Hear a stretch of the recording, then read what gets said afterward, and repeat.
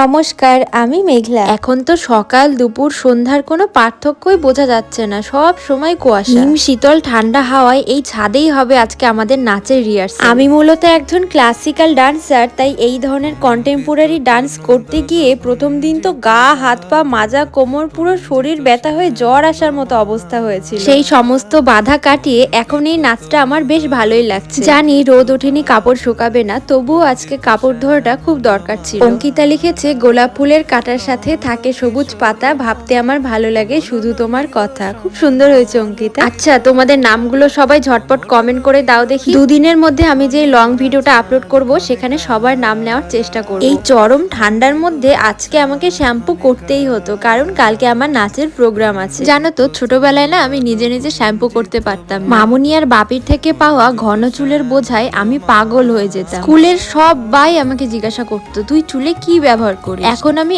এত জনকে বোঝাই কি করে, এটা বংশগত। ছোট্টবেলা থেকে নারকেল তেল ইউজ করে আসছি এবং এখনো করি। আজকে সকালে বিকেলে দুবেলায় নাচের ক্লাস ছিল। এই যে সবুজ কালারের জামাটা আজকে পরেছি, এটা আমার 23তম জন্মদিনের জামা। সারাদিন রোদ না উঠলে এই মোটা মোটা কাপড় শুকায় বলো, তাই এক প্রকার বাধ্য হয়ে ঘরে টাঙাতে হলো। তো চলো আজকে এখানেই শেষ। রাধে রাধে।